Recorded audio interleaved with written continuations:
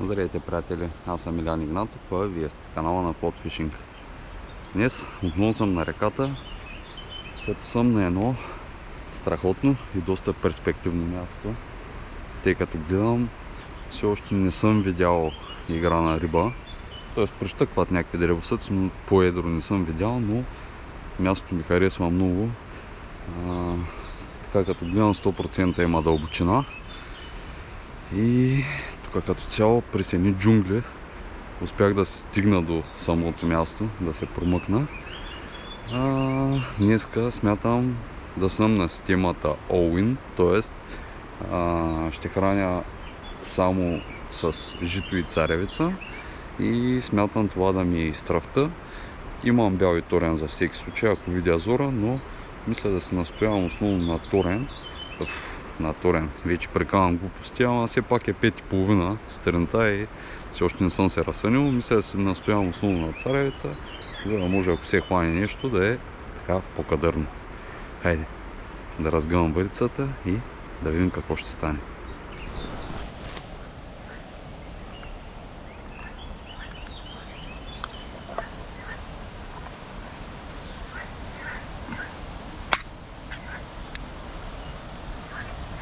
Без да губя много време, директно отварям царевицата и ще хвърля някаква друга прашка.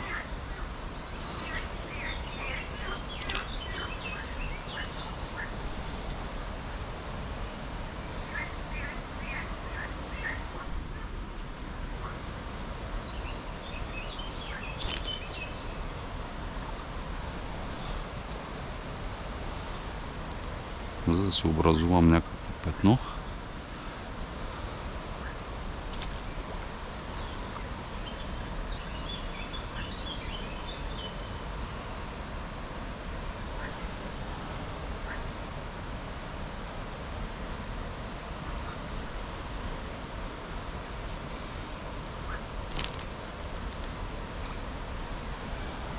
Така.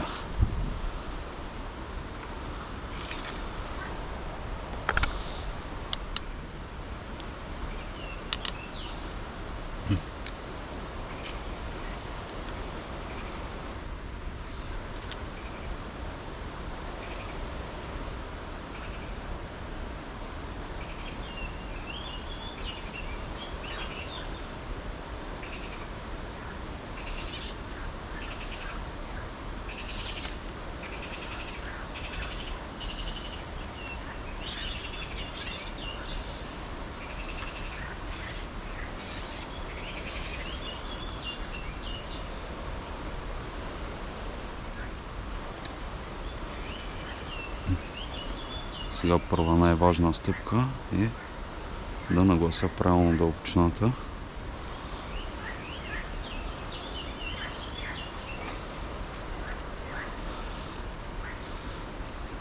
Най-вероятно ще пробвам на изцяло лежане, т.е. пувката да не се движи от течението, ами да легне тотално.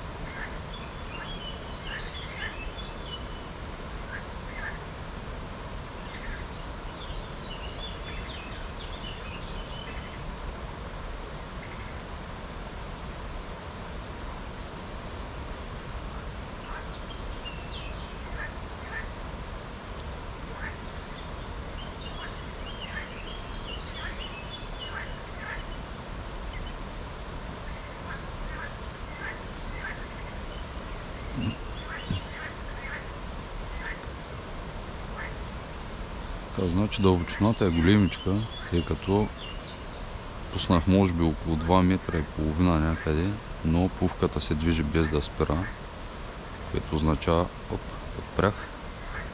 Добре. Значи, като цяло я намерих. Тук имаме някакво пракче и мисля долу-горе там да стопирам.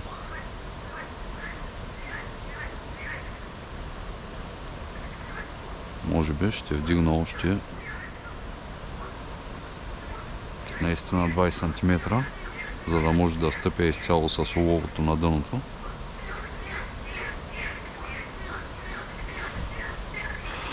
Обаче първо да разпъна кепа, понеже не се знае в този дълбокия вир каква изненада може да ми поднесе.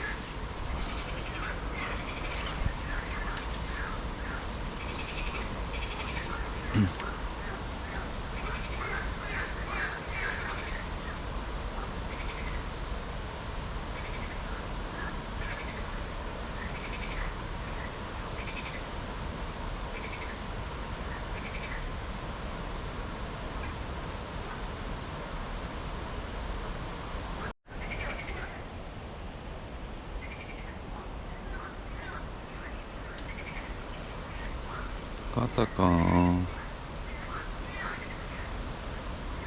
Настоявах се на житвина царевица и мисля, че е време да включа мръвката в играта.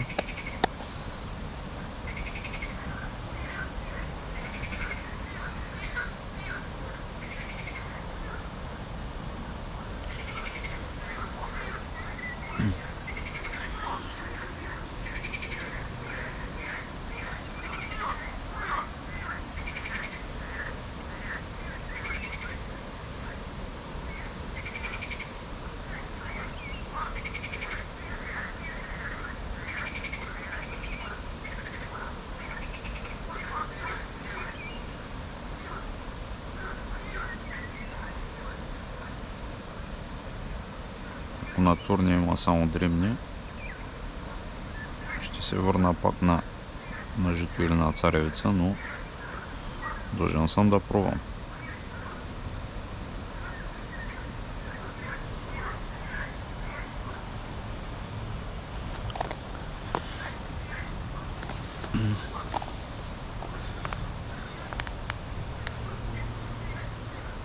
В принцип няма проблем да имам редки удари, ама да нямам никакви вече не е окей. Така че, нека да видим на мръвката какво ще стане.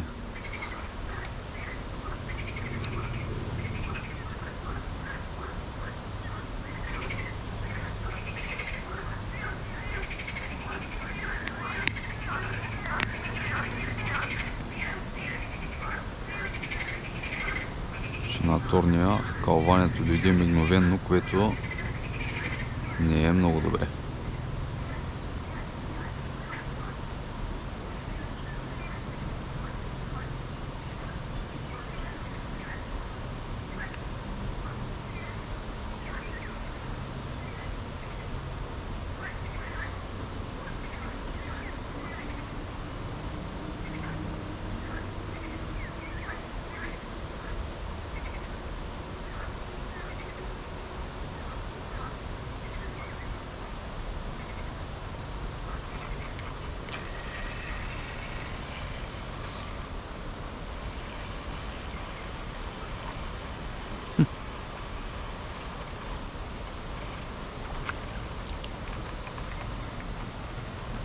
Интересното е, че рибката е кракотка.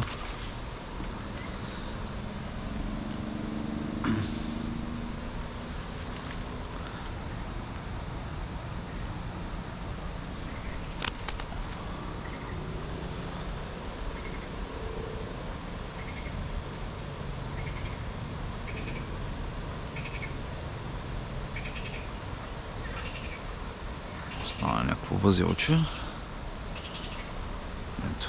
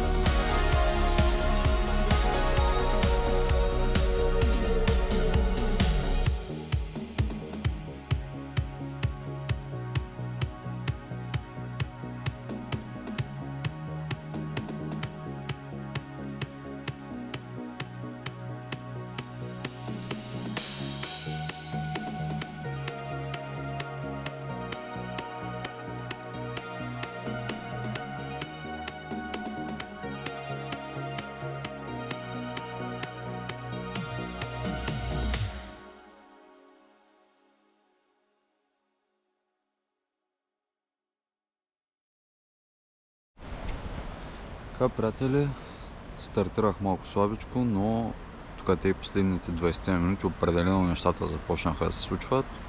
Вече имам 5 каракуди. За сега няма така много едри. Все са долу-горе до около педя. Но нищо не се знае. Продължавам да захранвам, така че може и да се завъртят така по-хубави рибки. Да кажа малко за монтажа. С 3 грама плувка съм. Като съм направил утежнение тип веришка, но заради статичния начин на риболов самата веришка съм я събрал на едно, т.е. не е разпръсната. И нещото, което промених по монтажа от самото начало, е самия повод. Не знам дали се вижда хубаво на камерата, но съм го скъсил доста. В момента повода е около 15 см, което е с идеята, че като ловя статично и самите лова са на дъното, така самите кълванията ще бъдат доста по-чувствителни. Ако е един по-дълъг повод, може и да имам кълванията, които изобщо да не видя, и има голяма вероятност в началото точно заради това да нямах кълванията. Другия вариант е просто рибите да ги е нямало, сега да се събрали. Така, това е за момента. Продължавам да хвърлям, а вие не забравяйте да се абонирате за канала на Float Fishing долу от камбаната. И също така, ако ви хареса видеото, наданете един палец.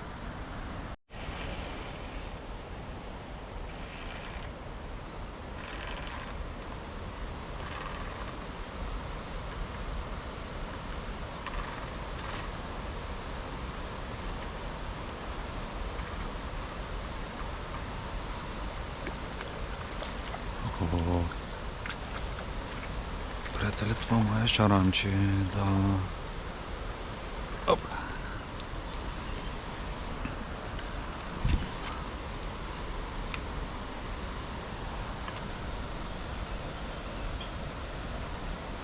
Вижте какво хубаво, дебело шаранче.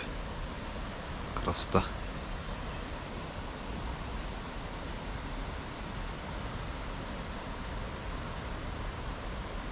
Да си го снимам и да го върна обратно.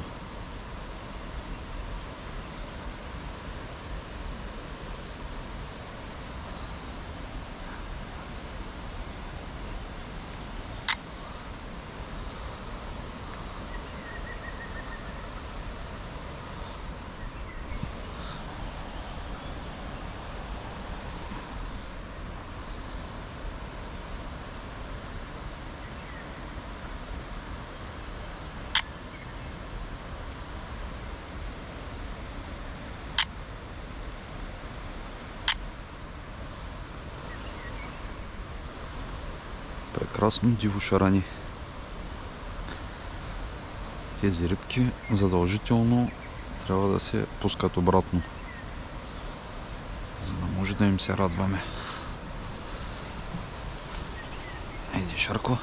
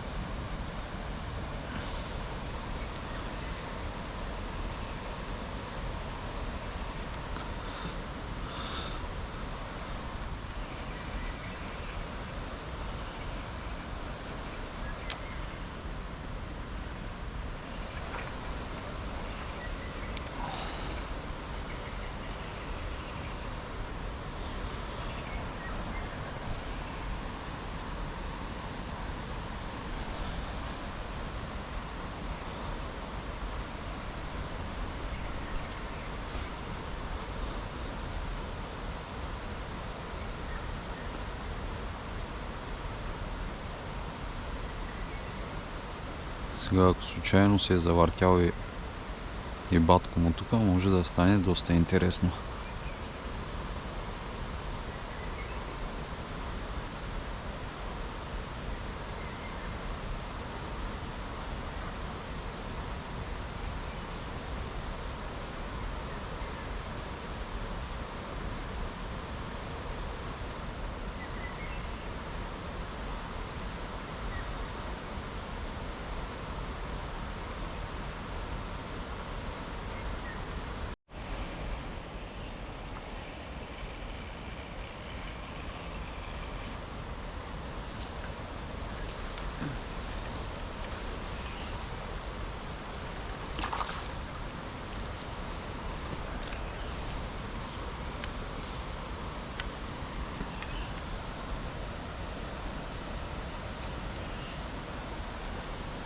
Ето е, приятели, поредната каракутка. Този път на торен червей.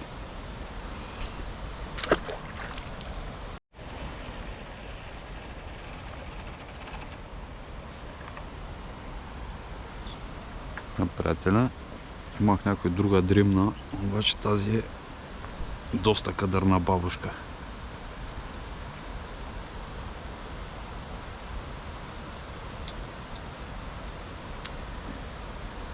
Каракутките поизчезнаха, но дебелите бабушки се появиха.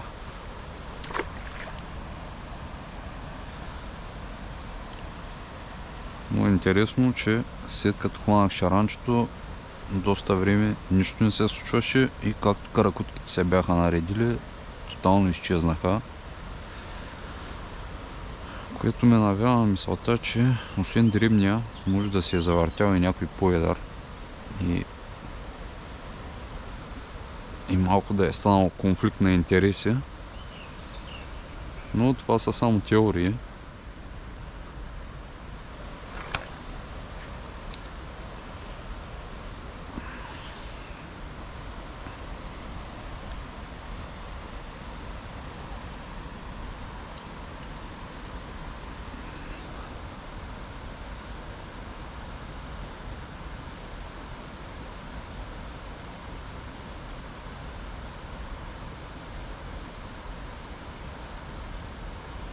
Важното е, че рибки продължава да си има и вече има може би 15-на.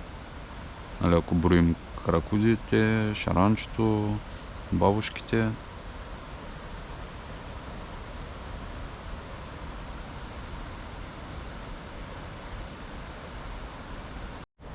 Така, риболова си върви с пълна сила, а аз да ви напомня, че може да се възползвате от промокод FLOAT5 за 5% отстъпка в сайта на магазин Yantra Fishing. Линка за сайта ще оставя долу в описанието, така че всичко за оборудването в риболова може да намерите там.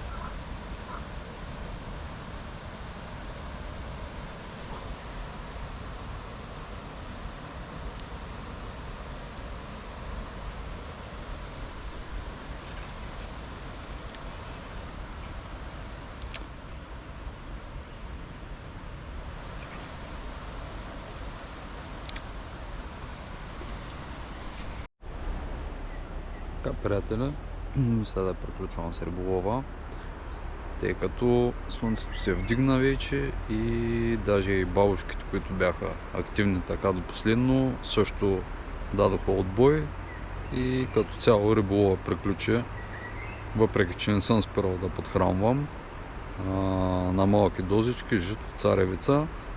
Просто лятно време, като се вдигне слънцето, като стане по-горещо и рибките откъсват. Така, надявам се видеото да ви е харесало. Направих може би със сигурност над 15 риби, може би наближават 20 даже. Естествено не съм снимал всичко, имаше и по-дребни бабушки.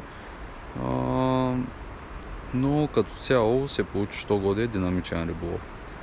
Така, ако видеото ви е харесало, ударете един палец, не забравяйте да се абонирате. Чао от мен и до нови срещи!